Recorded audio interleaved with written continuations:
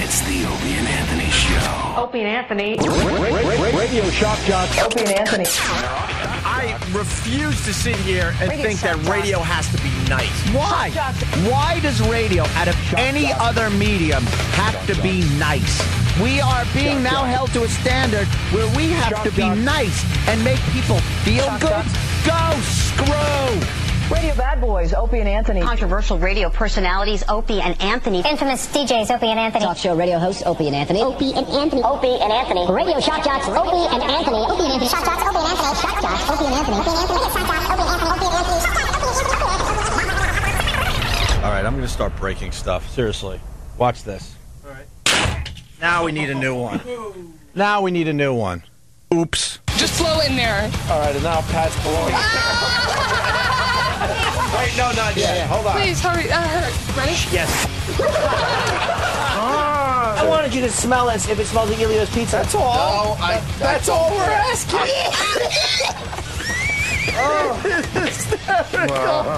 Hold on, everybody. Here she goes. Go. Holy crap. It's more than just your life you're hurting. Think about your family. Think about your friends. Think beyond the moment. But enough of this palaver. Let's get the show on the road.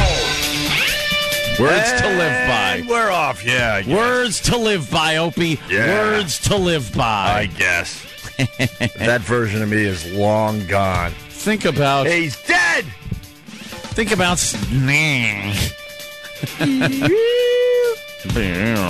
Hi, good morning. And we're off and running. What's up, Jimmy? I'm very tired, but we're just talking about the old young comedian specials. Oh, damn, yeah. I caught one last night from, it had to be 79, 80 maybe. I don't know. 81, was it? Yeah, and the Smothers Brothers were hosting. Two just annoying people. I'm sure, they had their time back in the, late 60s, early 70s or something. Were they ever funny, you think? I don't know. I don't know. I don't remember them being funny. It's just annoying to listen to these two brothers bicker. They're just bickering brothers. Wouldn't you just punch him in the face and go live by yourself somewhere else? Yeah. Why would you continue hanging out with your brother if he was a dick? One's apparently smart. One's apparently retarded. See, because of the juxtaposition of what? And they do like little songs and music and stuff. And then they intro the comedians. And out came... the first comic they introduced as Jerry Steinfeld. Really? Oh, yeah. That must have sucked having a name so close to Seinfeld. People were doing that for years, though, with him. Like, they couldn't just say Seinfeld. It was Steinfeld. Jerry Steinfeld. So he came out and did his act, and it was like, it was weird. Jimmy was just saying, it was, he goes, what was it, like a parody of Jerry Seinfeld? And yeah, he was worse then. It was like, and I'm wearing little suit pajamas. Why would I wear these? Am I going on a business meeting at night? It looks like a little suit. It has a little pocket. What am I putting? Pens in there? I was like, okay, well. But his delivery was so Seinfeld. Yeah. And most of his stuff, dated? I remember at the time, like, laughing my ass off. But, no, it doesn't hold up. And then some broad comes out after him. And then I'm thinking, God, this woman, like, followed Jerry Seinfeld. Back in 81. Comes out. HBO. Yeah. And she just went nowhere in her career. That was it. There's Jerry. Biggest name in comedy. One of the biggest names in comedy ever. $500 million in syndication. Built an empire on his name and the TV show and his stand-up.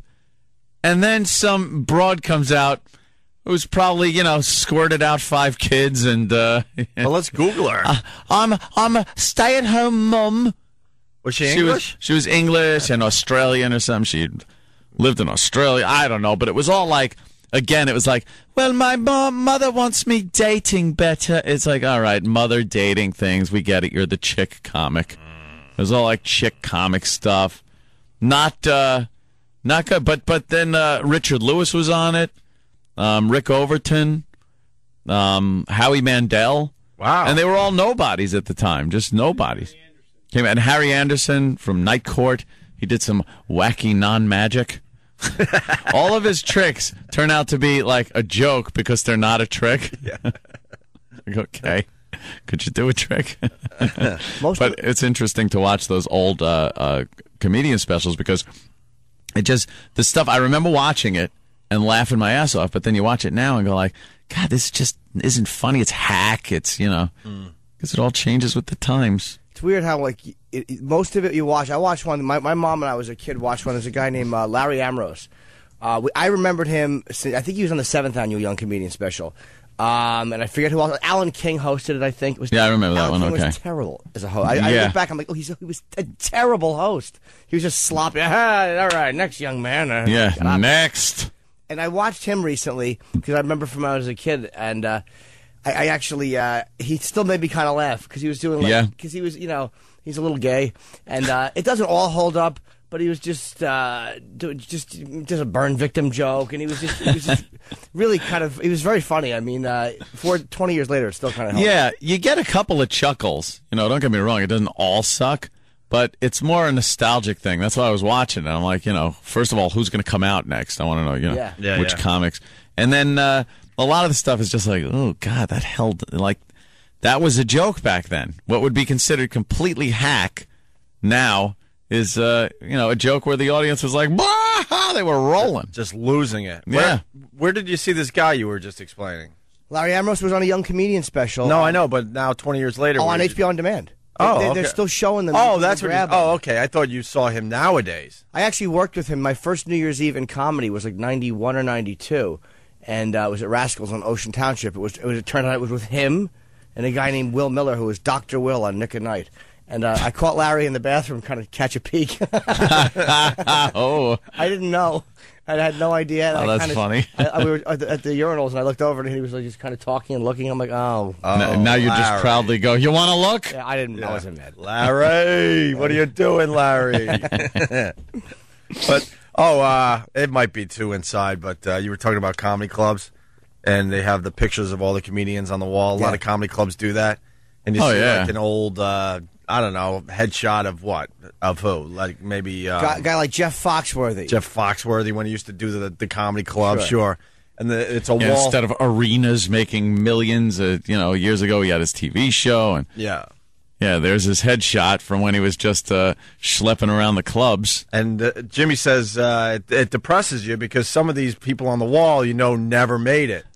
And they look so happy and they're really into their headshot knowing this is me, and I'm going to be in Hollywood. This is the one that's going to launch me to fame and fortune, this picture. I'm going to be in movies, and right next to, like, an old David Letterman headshot, it's like Joey Vale or some... Yeah. I don't know. I'm smiling, hey, doing something wacky. You're like, look at me. Here it is. I'm funny. Mickey Gain, Gein. And they always have their headshots, like, way too close. Yeah. It's like a close-up of a face, like it was done at a...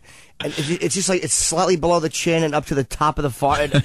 Yeah. And you're like, what happened to that guy? I would walk around comedy clubs like in Zanies. I did one time in I forget where, Nashville. Yeah. And like I had never been there before, so there was a whole life there long before I ever did comedy there in the 80s.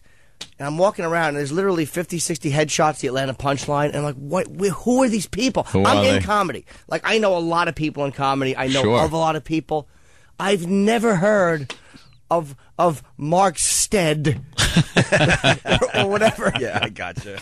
It's their dream was as valid as mine. Sure. You get really bummed out looking at these pictures because you're like, where are these people now? Because they're still probably trying to make their dream come true.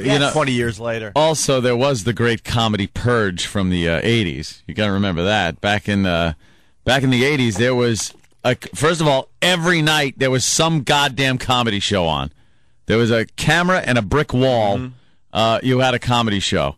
And they just parade on hack after hack. And I think a lot of these guys are them. The ones, they just ran out of good comedians. Because for some reason, stand-up comedy really took off in the 80s. Yeah. And everyone thought they could do it. So they just got up there and they were on TV. A lot of these TV shows would take anybody. Mm-hmm. And I think that's what a lot of these guys were. And then when the late 80s and 90s started rolling around, the big purge happened. It's like, all right. Bye. If you suck, you're done. After the 80s? Yeah. I missed that big boom because there was so much money back then. Guys would go out and make $1,000 or $1,500 for a week. That's a lot of money, man. Yeah. And, 1980s dollars. Yeah. It's a lot of money. You know, a lot of these guys got to blame themselves though because they never changed their material. I mean, I gotta tell you, man. Bob Nelson, when he did his thing back in the day, it was hilarious for the time. Look it up. He's still doing the exact same set 20-some-odd years later. The boxer bit? The whole thing. It's the exact same bit. Oh, God. Danny pops him right up. Yeah. I think this is the one where he did the football player, the big follow-up to the boxer that really just didn't work. No, the football... No, I thought the football player was first. That was the classic Yeah, the football player bit he did. Oh, right. Okay, you're right. It was. The football one was I think was first. You're right. Yeah. And then the boxer one was the one that tanked. I mean, really funny stuff, but you could see him do the exact same thing 20, 25 years later. Jesus, you're kidding me. That bit right there, because Travis handed me this. That's from a Dangerfield special. And they used to be, when you did a Dangerfield special, I mean, that's what made Dice, that's what made Kinnison. Yeah. Seinfeld did one. Roseanne Barr. And the one you're looking at here is 1984. And Harry Basil, Richie Gold, Sam Kinison, Maurice LaMarche. Who? Bob Nelson, Rita Rudner, Bob Saget, Yakov Smirnoff, and Teddy Wong. What happened to Teddy Wong? Wow. I had to go back to my home country. I was deported. Poor Teddy. It was too funny for this country. Where's Teddy Wong? Hey, my buddy Teddy Wong. Yeah. Sam Kinison made it, but Teddy Wong didn't? Teddy Wong. Bob Saget. I mean, Saget. Bob Saget? Like $100 million. Yeah. There you go. Yeah. That's how it happens. But it is, that Nelson bit. I still remember that. It's weird, like with comedy, you remember some guys. You remember what you were doing when you. I remember absolutely that Bob Nelson, me and my dad watching it and howling together. Yeah, watching that. Yeah. So like the Dice one, the one where Dice was on. Yep. I was sitting there. I had like a gig with some band, and it was down the street, so I was just kind of hanging out at home for a little while. Turn this on. All the other guys are at the club, and I'm alone watching Dice on the Dangerfield special, and just howling. It was the funniest thing I ever saw. I went there, and I couldn't even describe it to my friends. I was like, there's this guy, Dice, and I can't even tell you what he was doing. It was hysterical, though. And then, that rocket ship took off. My girlfriend called me at the time. I was 19, I think, or 18. It was Michelle. She was the first girl I ever had actual sex with. Ooh, and she called lucky me gal. 2 seconds of pleasure. Yeah, me with my furry Kango hat. Lucky you, sweetie. Trying to make love. Make love. My stupid bowl hairdo, greasy hair that I would actually bobby pin. Oh no! You got to bring a picture of that. Bobby pinned. It was horrendous. And she called me. We just call them fat pins now. Dad, you know what? I'm not. I know he's not even fat anymore, bastard. Bob's ruining our jokes. It's really irritating. He's like getting really big, like solid big. Yeah. It's annoying me. Well, can I tell you something about Robert Kelly? I went and saw him at Caroline's, and he used to say "fat" a lot in his act. Like fat guys like me. Yeah. You know, he does a lot of really, really, really funny stuff. But don't tell me you've changed it to big guys like he changed it to chunky. Chunky. Now he's chunky. Now he's doing the same jokes, but he knows he can't say fat anymore because he really doesn't look like a fat guy anymore. No. He goes, so chunky guys like me. This is going to be husky. It's going to be big, muscular. Then hefty, and then svelte. And then hopefully cancerous guys like me. I want to spit on Bob when I see him. He lost a lot of weight, though. It really irritates me. Yeah, he's down 60, 65. What did Teddy Wong ever do after the Rodney Dangerfield special? One other credit after that? Poor guy. He had 3 total Dangerfield specials, and I think the third one was just repackaged. Oh, really? That was it. You know who did a lot of them, too, was a guy who I really love, man. This dude, John Fox. Do you guys know John Fox? I know Jeff Foxworthy. Oh, no. No, John Fox was... Name sounds really he did familiar. Like 5 Rodney Dangerfield specials. He was like a real, just a drunken, I funny dude, him. though, man. And he did a lot of them. He used to do the Archibald Marisol. You don't remember him? No. I do remember the name. I'd have to see a picture. Yeah, he did a lot of those guys did a bunch of Rodney specials. Teddy Wong, I never heard of. Good old Teddy Wong. Well, hold on. Well, on IMDb, though. He did the 9th annual, the Rodney Dangerfield Not Easy Being Me, which was 86, and then Nothing Goes Right. In 1988.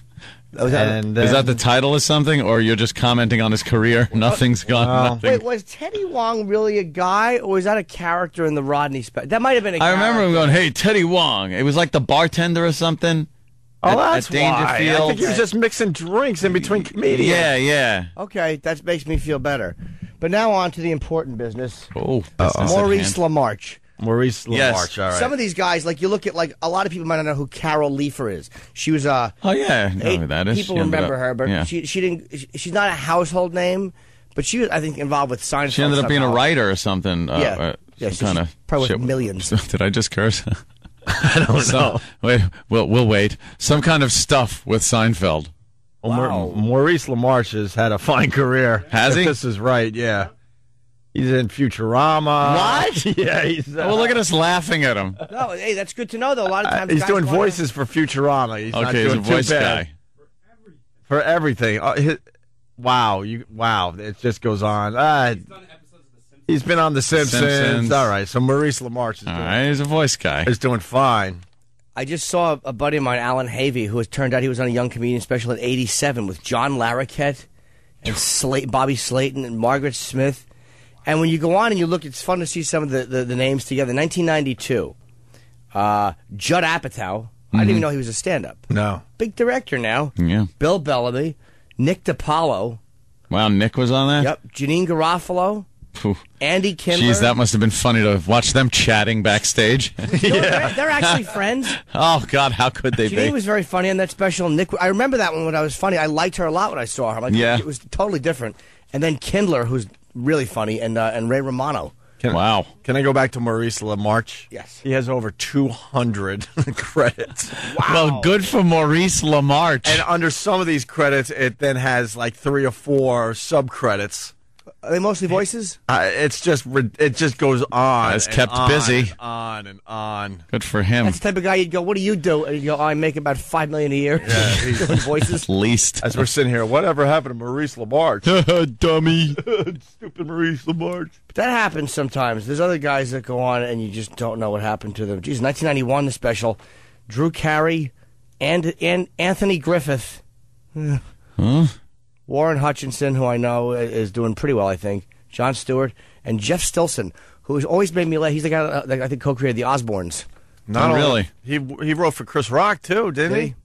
Stilson. So did Voss. Well, What no. credit is that? Stilson has a lot more credits than that, man. Oh, yeah. He's huge behind the scenes. Yeah. Jeff has been around for... He did stuff He for produced Letterman. another huge show. Maybe it was worked on Letterman 9, whatever. Yeah, all right. Why don't we take our first break here? So you watched that last night instead of sleeping, huh? Yeah. Yeah. Watched that a little bit. Yeah. Actually, I said before, I was in bed by like 7, and then just, you'd love to get a full night's sleep like that, but then 11 o'clock, 11:30 rolls around, you're like, I'm still up. I'm still up just I'm still watching awake. TV and having fun. I crapped out in my backyard, though, yesterday. Yeah. Got home, laid down, just on one of the lounge chairs. Out. Just out. Woke up, I think it was 5:30. That's bad. And then that's why I wasn't getting to sleep. Wow.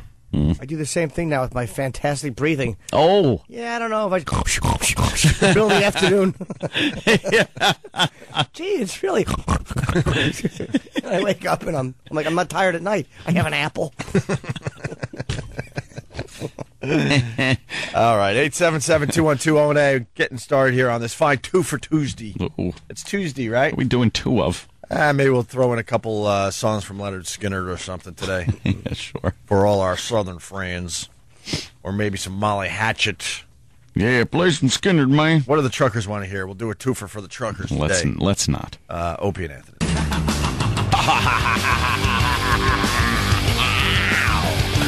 Good morning. Hey. I just want to tell everybody that we are live today, Tuesday, September 9th. Yeah. A lot of people confused because the first break of the Opie and Anthony show was done in February as well. We actually did it live just now. What you heard was, as it happened, live. But we realized we were doing live worst of. Yeah. At times because we don't remember what we talk about a lot. E-Rock comes running in. He goes, You guys do realize that first break you did back in February. The exact same break. And he said pretty much exactly. Yeah. We did it exactly the same way. We talked about the Young Comedian special, Jerry Steinfeld. I have no recollection. I don't know. I just watched it last night and figured, let's bring it up.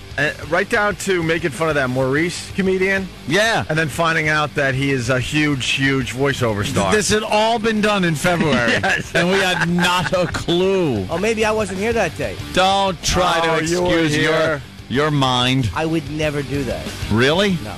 I would not. So there you go. I think you would. Well, somebody out there was hearing it for the first time, so there you go. That one was for you. Oh, God. God, what a bunch of boobs. We We're stink. like the Golden Girls. Doddering old women. We have no idea what we talked about already. Did I ever tell you how I met your father? Yes. Yeah, 20 times. Shut up. I have an excuse because I took some kind of route to fall asleep last night. What? And I'm in a bit of a fog. Route? Da-dum-bump. That's a good line from the Exorcist book. Your mother's in here with us, Karis. Yeah. And then he's talking about how the mother does certain things, and he goes, she takes it down to the root. Takes it to the root.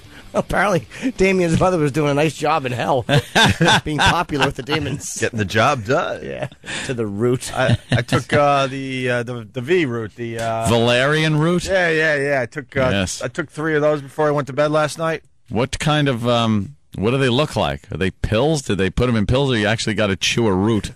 No, they're in pills, and they stink to high. You know what? Awful. You mean literally smell bad? Oh my God, yeah. And it basically warns you that it'll make your breath stink. Really? Yeah. It's awful smelling. Valerian root? Yeah, like sure. garlic. Yeah. And I think I'm coming out of the fog still. Oh, really? Yeah, I took 3. It says take 3 before half hour before you go to bed. And I laid down about 20 minutes later, and I could feel my eyelids going. And I'm like, uh-oh, I'm going under. The fluttering eyelids. Like out of control fluttering, and then next thing you know, I was out cold. How long does your breath smell for? No, is it because you chew it, or you swallow them? But man, the whole pill jar stinks. I'll bring them in for you. They say you could take 1-3 times a day. 3 times a day, you'd be exhausted all day. Wouldn't you just be really mellow all day? Yeah. Or take 3 right before you go to bed. It knocked me out though, but now I'm like, I guess you don't wake up fast enough. Because I'm a little woozy. A little woozy. And then my girl woke me up in the middle of the night because I guess I was said your breath stinks. Well, I was running in bed or something. Raising holy hell. She was like, "What are you doing?" I'm like, "What?" She goes, "You're running in bed." I'm like, "You can't run in bed." She goes, "Trust me, you're running in bed." I do that when it's cold in bed. I like lay on my side and ride a bicycle.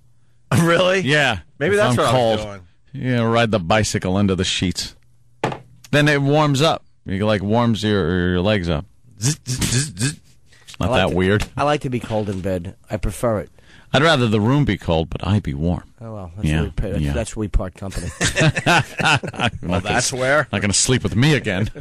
Oh, that's where, sure. No, but it's funny. So many girls I've dated, before the dysfunction truly sets in, and they realize that I am, in fact, just an entity unto myself who's incapable of sharing anything other than bodily fluids. They never. I literally have to have the room in the winter. I have to have the air conditioning on. Yeah. In my building, I hate when buildings control your. In New York, this happens a lot. Oh yeah. They control your temperature. So I might actually have to buy a separate air conditioning unit so I can have my room freezing. Mine isn't controlled, my friend. Mine is. No, I got a low, a high, and I'm rocking. No, me too. But I'm saying in September, October, when in the building doesn't have. Yeah. See, it'll only be like okay, a cooler air coming out. You can always get cooler air, but it's not cold air. In July, you would not be able to feel heat come out of your system. They shut the heater down. Probably. Yeah. It would be stupid to want heat. Yeah, but they control when the air conditioning comes on and when the heat comes on. I hate that. Let me tell you the biggest problem with living in a building in New York. You have to sleep with your windows open in January and February. What?